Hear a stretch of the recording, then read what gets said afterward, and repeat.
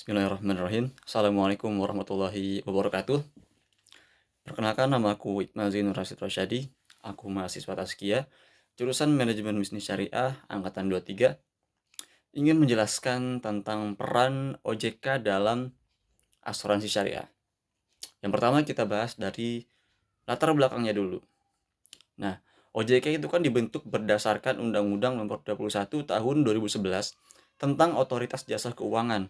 Nah, OJK memiliki kewenangan untuk mengatur dan mengawasi seluruh kegiatan di sektor jasa keuangan, termasuk perasuransian, baik yang konvensional maupun yang syariah. Nah, dalam konteks asuransi syariah, dasar hukum penting lainnya meliputi Undang-Undang Nomor 40 Tahun 2014 tentang perasuransian.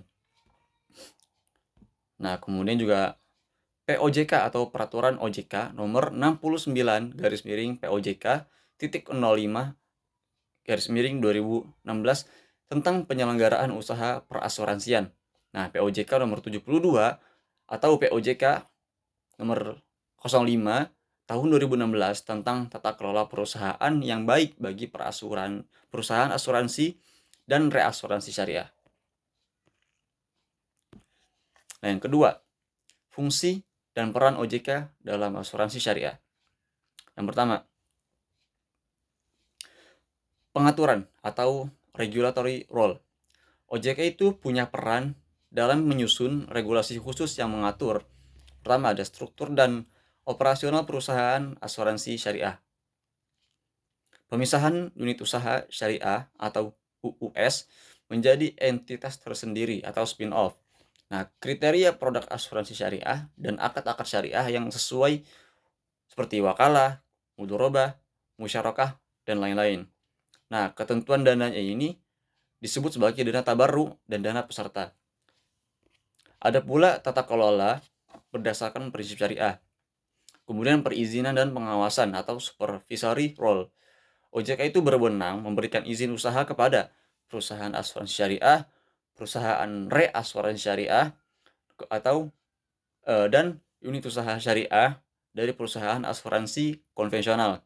Nah, OJK juga melakukan pengawasan berkala atau disebut sebagai off-site dan on-site untuk memastikan bahwa kepatuhan terhadap prinsip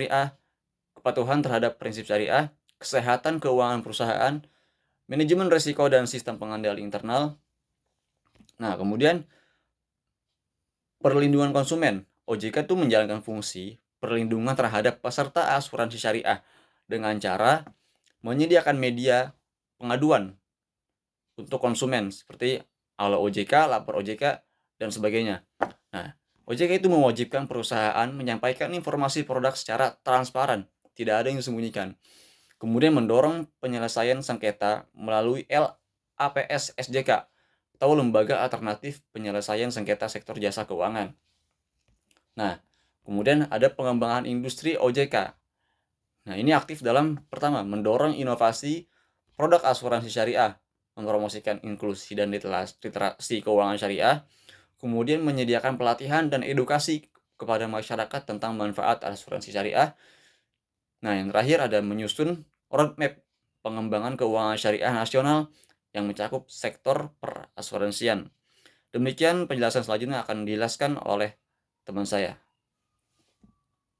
Wassalamualaikum warahmatullahi wabarakatuh.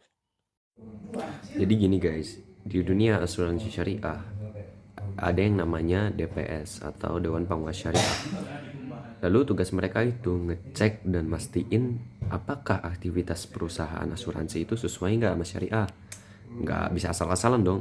Jadi tiap perusahaan asuransi syariah wajib punya yang namanya DPS. Dan Dewan Pengawas ini nggak bisa asal pilih loh. Jadi harus disetujui dengan Dewan Syariah Nasional MUI atau DSN MUI. Lalu OJK juga nggak diem aja. Jadi sebagai otoritas jasa keuangan, mereka kerja bareng dengan DSN MUI untuk membuat seperti pengawasan apakah asuransinya udah benar-benar syariah atau belum. Lalu bikin fatwa syariah yang dijadikan aturan teknis. Dan contoh aksi nyata dari OJK itu apa? Nah, bisa dilihat bahwa mereka itu mendorong banget yang namanya spin-off unit syariah dari induk perusahaan asuransi sesuai amanat undang-undang. lalu bikin aturan khusus namanya POJK, asuransi mikro syariah, biar makin banyak orang yang bisa ikutin asuransinya.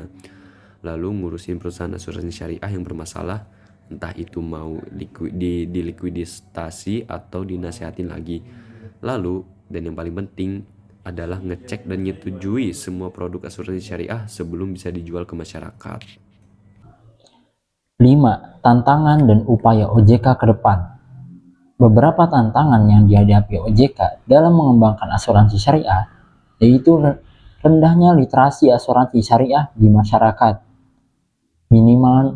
minimnya penetrasi pasar dibanding asuransi konvensional, keterbatasan SDM dan produk inovatif. Sebagai responnya,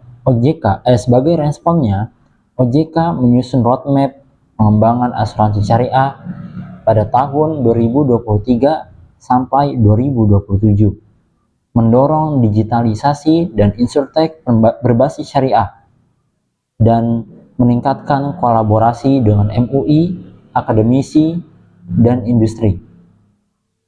Kesimpulan dari bagian dari ini yaitu peran OJK dalam asuransi syariah sangat strategis, mencakup regulasi pengawasan, perlindungan konsumen, dan pengembangan industri. Tujuannya adalah memastikan bahwa seluruh kegiatan usaha asuransi syariah berjalan sesuai dengan prinsip syariah, sehat secara finansial, dan mampu menjangkau seluruh lapisan masyarakat. Sekian dari kami. Wassalamualaikum warahmatullahi wabarakatuh.